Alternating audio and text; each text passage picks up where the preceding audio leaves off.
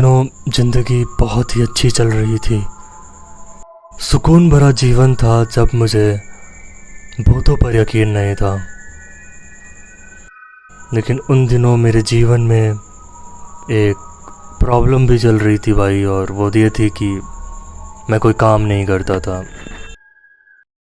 पिताजी से पैसे मांग मांग कर अपना खर्च चलाना मुझे बोझिल करता था, मुझे अच्छा नहीं लगता था। तो मैं बस एक काम की तलाश में था।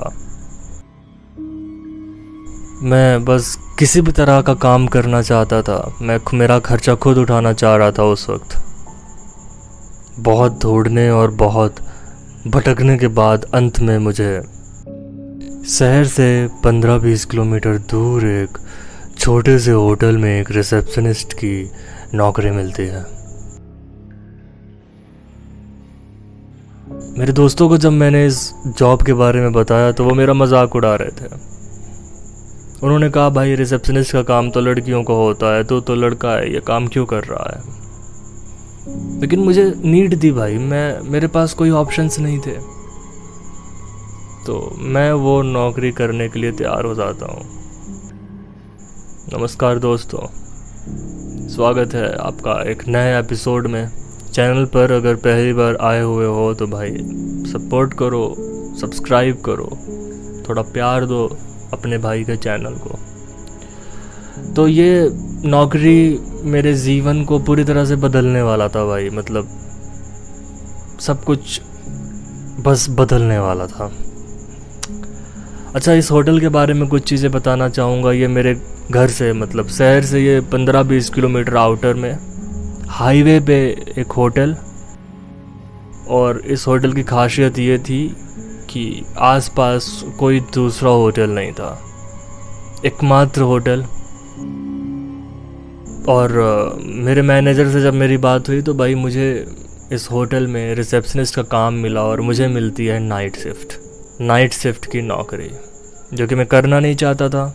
मैंने बात करी, उन्होंने कहा एक ही पोस्ट है और वो रात की है, और एक लड़की करती थी, वो उसने छोड़ दिया है, इस वजह से यही पोस्ट है, करना है तो बस यही रात वाला काम है। मुझे ना चाहते हुए भी हाँ बोलना पड़ा भाई, मैं मजबूर था।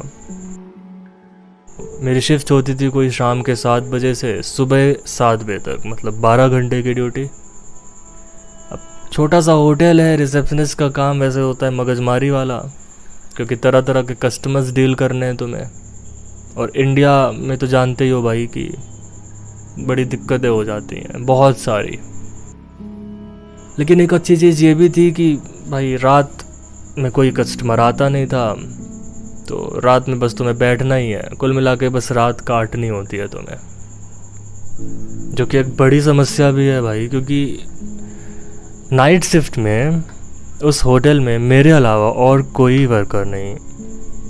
मतलब एकमात्र अगर कोई स्टाफ होटल पे रात में रहेगा तो वो मैं रहूँगा, जो कि थोड़ी अजीब लग रही थी मुझे कि यार होटल उतना भी छोटा नहीं था भाई, ठीक है, बहुत बड़ा नहीं था तो बहुत छोटा भी नहीं था, और भी लोग होने चाहिए थे। बट मैनेजर ने कहा सिर्फ तुम ही रहोगे यहाँ पे, और काम ही क्या है, बस तुम्हें रजिस्टर तो मेंटेन करना है। खैर मैं सारी चीज़ों के लिए रेडी था भाई, क्योंकि मेरी मजबूरी थी, मुझे बस पैसे चाहिए थे। तो स्टार्टिंग के 1-2 दिन मैं बस काम समझ रहा था। मैंने ये चीज़ समझी कि रात में काफ़ी माहौल बदल जाता है भाई होटल का। जैसे 10-11 बजे के बाद कोई कस्टमर नहीं आता। इवन हमें तो हिदायत मिली थी कि 11 बजे के बाद होटल का मेन डोर लॉक कर देना। आई डोंट नो क्यों, लेकिन उन्होंने कहा था कि ये लॉक रहना चाहिए। शायद होटल हाईवे पे था, चोरी डकैती का डर शायद इस वजह से, या फिर शायद कोई और रीज़न। बट 11 बजे के बाद होटल एक तरह से पैक हो जाता था। आमतौर पे होटल भाई 24 घंटे ओपन रहते हैं, लेकिन हमारा होटल 11 बजे के बाद बंद। कोई आएगा तो वो डोर बेल बजाएगा तो हम उसे फिर एंट्री दे देंगे। दूसरी चीज़, इन 1-2 दिनों में मैंने ये समझी कि रात के वक्त भाई अलग ही लेवल का सन्नाटा पसर जाता था वहाँ पे। मतलब थोड़ा सा तो मैं बता रहा हूँ, मैं मेन डोर से अंदर आए, कॉरिडोर से होते हुए हम जैसे ही सामने आते हैं तो फ्रंट पे मेरा मेरी जगह जहाँ पे डेस्क, लैपटॉप, मेरी चेयर और उसके पीछे कुछ सोफ़े लग रखे हैं जहाँ पे टेबल है, मैगज़ीन्स हैं टेबल पे। ये एरिया लॉबी हो गई मेरी, जहाँ पे मैं होता था होटल में रात। मेरे लॉबी के बगल में लेफ़्ट साइड में एक किचन था और राइट साइड पे कॉरिडोर से होते हुए आप स्विमिंग पूल के एरिया पे पहुंचते हो, जो कि बहुत बड़ा एरिया है भाई। और उसी के चारों तरफ सीढ़ियां लगी हुई हैं जो कि आपको सेकंड फ्लोर पे ले जा रहा है। अच्छा, होटल की एक खासियत ये कि नीचे कोई रूम ही नहीं थे भाई। मतलब ग्राउंड फ्लोर पे सिर्फ मैं बैठ रखा हूँ, कोई नहीं है, कोई रूम नहीं है। सब जितने भी रूम्स हैं वो अवेलेबल है सेकंड फ्लोर पे। बाहर मैं बैठा हुआ हूँ, बाकी रात में भाई सब अपने अपने कमरे में जाके लेट रहे हैं सेकंड फ्लोर पे। मेरे जगह से कितने अंदर हैं। समझाने की कोशिश ये कर रहा हूँ कि भाई बहुत अकेलापन महसूस होता था और एक अलग सा भय मन में रहता था, क्योंकि आप अकेले होते हो उस वक्त। दूर दूर तक भाई कुछ आवाज़ नहीं, कोई आहट नहीं, बस चलती हुई हवा की आवाज़ तो में आती थी। और होटल के भाई जो रूम्स थे, जो डोर्स थे, वो सब कांच के। तो भाई मैं लिटरली मेरे लॉबी पे मेरे चेयर पे बैठे बैठे मैं हाईवे देखता था, जहाँ पे एक भी गाड़ी नहीं निकलती थी रात में। हाईवे के उस पार जंगल देख रहा हूँ मैं। तो ये सारी चीज़ें थोड़ी सी अजीब थी, क्योंकि तुम रात में 2 बजे 1 बजे भाई नहीं देखना चाहते हो हाईवे, नहीं देखना चाहते हो जंगल। जंगल की जगह में तुम्हें कुछ और दिख जाए, कुछ अप्रत्याशित दिख जाए, कुछ भी दिख सकता है। तो मेरी कंडीशन ऐसी थी। तो रात काटना एक काम भी नहीं है, लेकिन रात काटना एक मुश्किल का काम भी था। अच्छा, दूसरे तीसरे दिन तक ही मुझे एक चीज़ ये फील होने लग रही थी भाई कि जब मैं रात पे होता, जैसे होटल का मालिक जो है भाई वो 7-8 बजे होटल छोड़ देता था और 11 बजे के बाद दरवाज़ा बंद। और 11 बजे क्या भाई, 10 बजे तक ही कोई आता नहीं था होटल में। गिने चुने लोग थे, पूरा होटल भरा कभी होता नहीं था। और सुबह 5 बजे तक, 11 से 5 बजे तक तो भाई कोई कुछ आहट ही नहीं मिल रही है। ऐसा लग रहा है तुम कब्रिस्तान में बैठ रखे हो, अकेले भाई, कुछ नहीं है। तुम्हें पानी पीना है, तुम अकेले पी रहे हो, तुम अपने आप ही बैठे हुए हो बस। तो दूसरे या तीसरे दिन से मुझे एक चीज़ ये फील होने, इवन फर्स्ट नाइट से ही हो रही थी भाई, फर्स्ट शिफ्ट से ही मुझे ये चीज़ फील हो रही थी कि रात में जब हम बैठे हुए हैं, खासकर 12 के बाद का जो वक्त होता था, उसमें ऐसा फील होता था मुझे भाई जैसे मुझे कोई देख रहा है निरंतर, अंधेले से मुझे कोई निहार रहा है। जैसे इमेजिन करो ना, तुम घर पे हुए हो और तुम अपने बेडरूम पे बैठ के लेट के मोबाइल चला रहे हो। तुम्हारे बेडरूम से लगा हुआ किचन है, किचन में खड़े होकर मम्मी तुम्हें मोबाइल चलाते हुए देख रही है। भले तुम नहीं देख रहे हो, तुम्हारा ध्यान मोबाइल की तरफ है, लेकिन तुम्हें एहसास होता है ना कि मम्मी है किचन पे। ये चीज़ सबके साथ होती है। मुझे सेम फीलिंग होती थी भाई कि मैं बैठा हूँ, मेरे बगल पे कोई खड़ा होकर मुझे देख रहा है, मेरे राइट हैंड साइड पे कोई खड़ा होकर देख रहा है, सामने लॉबी के सामने कॉरिडोर पे क्या पर्दे के पीछे कोई खड़ा होकर देख रहा है। और जब मैं उधर देखूं तो उधर कोई भी नहीं है भाई, सिर्फ मैं हूँ।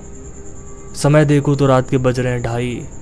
सन्नाटा है भाई होटल में, एकदम झींगुर भी बोल रहे हैं भाई तो उनकी आवाज़ें गूंज रही हैं। तो ये चीज़ें हो रही थी। और ये तीसरी या चौथी शिफ्ट होगी मेरी रात की। और एज़ यूजुअल भाई मैं 7 बजे पहुंचा, मालिक मेरा 8 बजे गया, 11 बजे मैंने दरवाज़ा बंद किया और उसके बाद अपने चेयर पे आके बैठ गया भाई।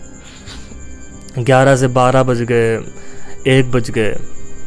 अच्छा, 1-1:30 बजते बजते ना भाई नींद सी आने लगती थी मुझे, क्योंकि कोई काम नहीं है भाई और सोने का वक्त है। तुम बस बैठे हुए हो चेयर पे, हलचल भी हो तो आप जग सकते हो, लेकिन जहाँ सिर्फ खामोशी हो वहाँ इंसान सोना ही चाहेगा।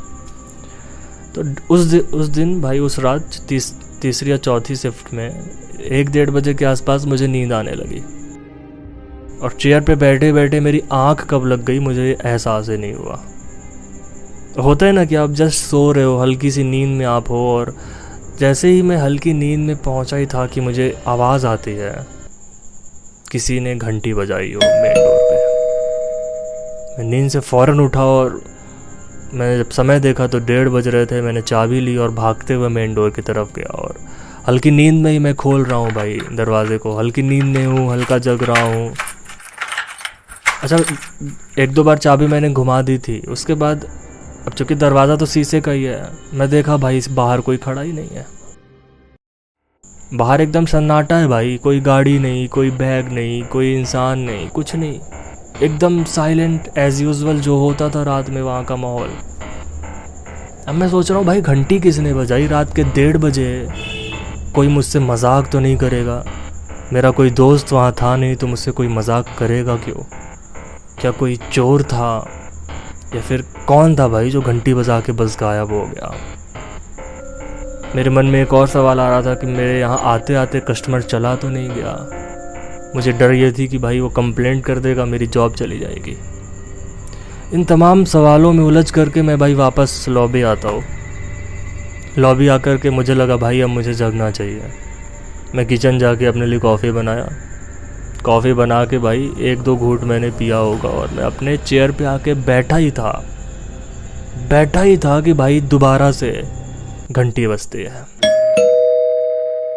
इस बार जब मैंने घड़ी देखी तो ये कोई 1:45 का वक्त रहा होगा। मैं कॉफ़ी तुरंत रखा भाई, मैं फ़ौरन एकदम फटाक से मैं पहुंचा कि इस बार मैं इसे रिसीव कर लूँगा। ताज्जुब की बात ये थी कि जब मैं दरवाजे के पास पहुंचा तो वहाँ कोई नहीं था भाई, एकदम साइलेंस, कुछ नहीं, पत्ते भी नहीं हिल रहे हैं। इस बार मेरे मन में भय आ गया भाई कि ये क्या सीन हो रहा है, क्योंकि ये कुछ तो अजीब घटना हो गई। घंटी बज रही है, बाहर कोई है नहीं, तो जो भी है उसका इंटेंशन सही नहीं है, ये मैं समझ गया। चाहे वो इंसान है, चाहे वो कोई भी है, वो घंटी बजा करके हट जा रहा है, उसका इंटेंशन है सही नहीं, क्योंकि रात के 2 बज रहे हैं भाई। तो मेरी हिम्मत नहीं हुई भाई कि मैं दरवाज़ा खोल कर ना बाहर जाके चेक करूं। और हमको ये रिस्ट्रिक्शंस भी लग रखे थे कि रात में बाहर ऐसे जाना भी नहीं है। मैं वापस आता हूँ भाई अपनी चेयर पे, और वो रात जैसे कटी है मेरी वो मैं ही जानता हूँ भाई। खैर उसके बाद घंटी नहीं बजी, रात कट गई। सुबह 7 बजे मैं घर आ गया। आज दिन हो चुके थे करते करते, ठीक है, 1 हफ्ता हो गया। मैं थोड़ा सा रम गया था, मेरे को रात में नींद नहीं आ रही, मैं बस रात काट लेता था कैसे भी, कॉफ़ी पी पी के मैं बस रात काट ले रहा हूँ। रजिस्टर ही तो मेंटेन करना था, मैं अपना काम कर रहा था। मैनेजर मेरा काफ़ी खुश हो गया भाई 7 ही दिन में, वो मेरी तारीफ़ कर रहा है कि तुम काफ़ी अच्छा काम कर रहे हो। मुझे लगा यार 7 ही दिन तो मैं काम किया हूँ। तो मुझे फिर ये पता चला कि मेरे से पहले नाइट शिफ्ट में जो भी लोग काम करते थे वो भाई 1-2 दिन से ज़्यादा टिकते ही नहीं थे वहाँ पे।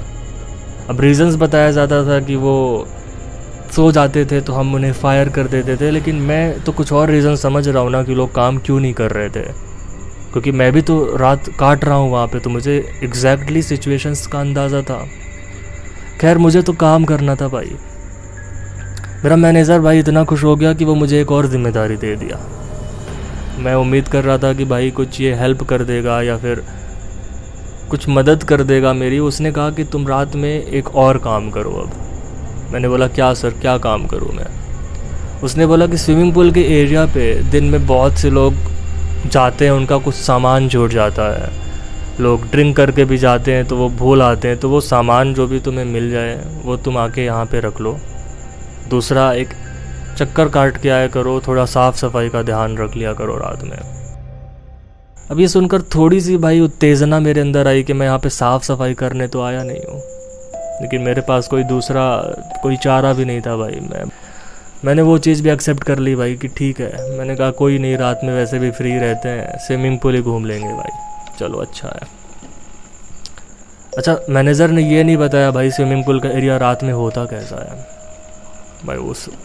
वो शाम को उसने सब मुझे बताया 8 बजे जाने से पहले, और बोला आज से तुम स्विमिंग पूल भी देख लेना।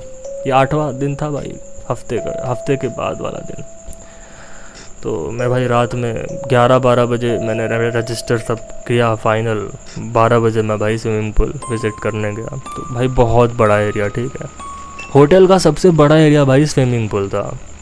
4 तरफ बरामदे हैं और सीढ़ियाँ लग रखी हैं स्विमिंग पूल में नीचे उतरने के लिए, और वहीं पे बरामदों से सीढ़ियाँ लगी हुई हैं चारों ओर ऊपर जाने के लिए, जहाँ पे लोग जाके रह रहे थे। अच्छा, स्विमिंग पूल के एरिया में भाई लाइटिंग की व्यवस्था ऐसी थी कि अंधेला भी नहीं था और उजाला भी नहीं था। मतलब आप चलते चलते गिर नहीं जाओगे अंधेले की वजह से, लेकिन इतनी भी रोशनी नहीं थी कि आप स्पष्ट रूप से कुछ देख सको। इमेजिन करो कि मैं जहाँ खड़ा हूँ उसके 4 कदम पे कोई अगर खड़ा है तो मैं उसका चेहरा नहीं देख पाऊँगा, मुझे उसकी परछाई मात्र दिखाई देगी कि कोई खड़ा तो है, लेकिन वो खड़ा कौन है ये मुझे नहीं समझ आएगा, ऐसी कुछ रोशनी थी। And the most interesting thing is swimming pool की जो दीवारें थी भाई कांच की थी, समझ रहे हो? मतलब अब एक बहुत लंबे एरिया में आप चारों ओर जंगल देख रहे हो, रोड्स देख रहे हो, होटल के बाहर क्या है ये देख रहे हो, जो कि अपने आप में एक कठिन चीज़ हो गई मेरे लिए, क्योंकि दीवारें हैं, हमें बाहर की चीज़ें नहीं दिख रही, तुम कुछ तो सेफ फील करेंगे भाई। चारों तरफ जिधर देख रहा हूँ उधर रोड दिख रही है, उधर मुझे बाहर के दृश्य दिख रहे हैं, आम का पेड़ दिख रहा है, आम के पेड़ में टहनियाँ भी होती हैं, टहनियों पे कोई बैठा हुआ दिख गया तो मेरे को तो दिक्कत हो जाएगी, मुझे तो रात में वहाँ रहना है। तो ये जो नया टास्क मिला भाई मुझे, ये काफ़ी मुश्किल भरा था। तो ये हमारा पहला एपिसोड था भाई नाइट शिफ्ट का। इसका अगला पार्ट मैं बहुत जल्द अपलोड कर दूंगा, तब तक इसे थोड़ा सा प्यार दो, चैनल को थोड़ा प्यार दो भाई। मिलते हैं अगले एपिसोड में। आज से नवरात्रि स्टार्ट है, तो जय माता दी सभी को, और माता रानी सभी की रक्षा करें, सभी लोग स्वस्थ रहें, ये मेरी प्रार्थना रहेगी। मिलते हैं अगले एपिसोड में भाई, तब तक बाय।